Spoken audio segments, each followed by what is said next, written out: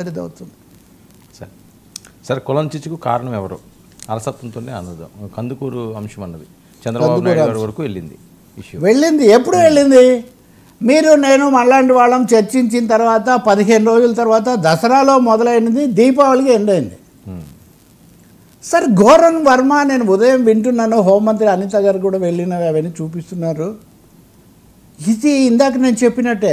ఒక తప్పు అనుకున్నది ఇంకా చాలా పెద్ద తప్పు అని ఇప్పుడు తెలుస్తున్నది ఏమని వాళ్ళిద్దరు స్నేహితులు ఏదో అప్పుల వసూలుకు సంబంధించి ఏదో చేశారు దాంట్లో తగాదా వచ్చింది అంటున్నారు కానీ కాదు అది మహిళను వేధించడానికి సంబంధించింది మహిళను వేధించడానికి సంబంధించిన అంశంలో వీళ్ళు వెళ్ళి అడిగారని ఎవరైతే ఆరోపణకు గురయ్యారో ఆ వ్యక్తి వీళ్ళను కుటుంబ సభ్యుల మీద ఎక్కించి ఒకరు చనిపోయారు ఇంకొకరు ఈ అంగవైకల్యానికి గురయ్యారు ఇంకొకరు కోమాలోకి వెళ్ళిపోయారు అంటే మామూలుగా చాలామంది అన్నారు కదా మనము కథల్లోనో సినిమాల్లోనో చూసే స్థాయిలో ఈ ఘటన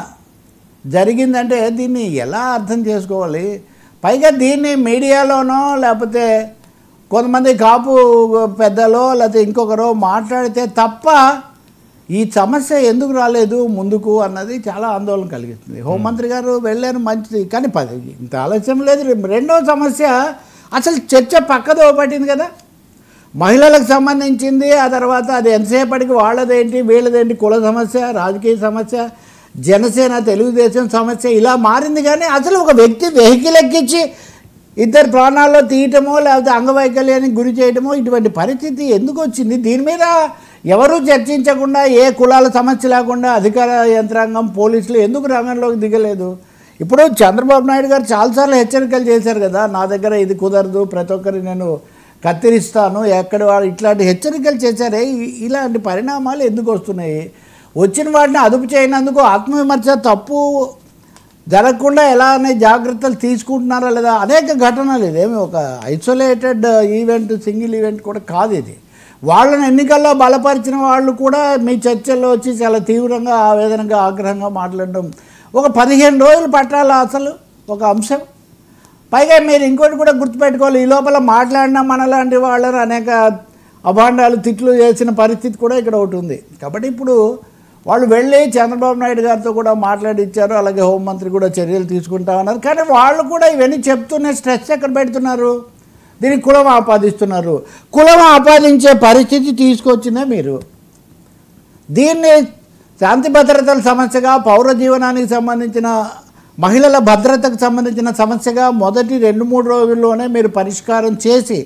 బాధితులకు సహాయపడి అధికారికమైన ప్రకటన చేసి ఉంటే ఇతరులు ఎవరికి కూడా కులాల కుటీల శక్తులకేమో అవకాశం వచ్చేది కాదు కదా ఇప్పటికైనా కానీ అది గుర్తిస్తారా లేదా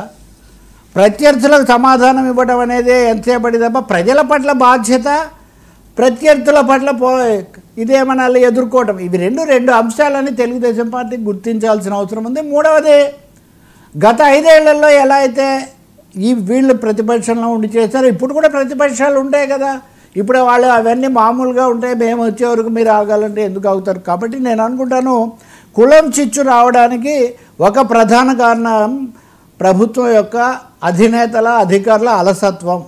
దీని మీద ఖచ్చితంగా రిపోర్ట్ చేస్తే సరే పోలీసులు చెప్పుండాలి కదా ఈ విషయం పోలీసులు దీని వెనక ఇలాంటివి ఉన్నాయని దర్యాప్తులో లేకపోతే కనుక్కోవడంలో ఎందుకు ఆలస్యం జరిగింది ఇప్పటికైనా నేను అనేది దీని మీద విచారణ అధికారిక విచారణ లేకపోతే ఏదో ఒకటి జరిపి సంపూర్ణమైన సత్యం ప్రకటించి అక్కడ ప్రశాంతత కోసం ఉద్రిక్తత పెరగకుండా ఏం చేయాలో చేయండి మహిళల పట్ల జరిగిందని కూడా తీవ్రంగా పరిగణించండి వెళ్ళిన మంత్రి గారు కూడా మహిళే కాబట్టి రాజకీయ కోణము కుల కోణం అనేది రాకుండా ఉండాలి అంటే ప్రభుత్వంగా వ్యవహరించాలి ఇక్కడ అది పెద్ద తప్పు జరిగింది అలసత్వం చాలా స్పష్టం దాని మీద ఇంక ఇతరులను అనేవి కూడా పెద్ద ఉపయోగం లేదు తప్పకుండా ఒక లోపం ఉన్నప్పుడు ఒక తప్పు జరిగినప్పుడు ఒక సమస్య ఉన్నప్పుడు అందరూ మాట్లాడతారు ప్రతిపక్షాలు మాట్లాడతాయి విమర్శకులు మాట్లాడతారు మీడియా కూడా మీడియానే కనుక వీటిని హైలైట్ చేసి ఉండకపోతే ఏం జరిగి ఉండేది పెద్ద ప్రశ్న ఇలాంటివి ఇంకొకటి కూడా ఉంది నేను మొన్న కూడా హెచ్చరిక చేశాను ఆందోళనకరమైన అంశం అని కులాల వారీగా తిప్పేటటువంటి శక్తులు ఉన్నప్పుడు దానికి అవకాశమే లేకుండా చేయాల్సిన బాధ్యత కులతత్వం ఇటున్నా అటున్నా చాలా తప్పే కాకపోతే అధికారం ఉన్నప్పుడు అది ఇంకొంచెం ఎక్కువగా అలాంటి వాళ్ళు ఉపయోగించే అవకాశం ఉంది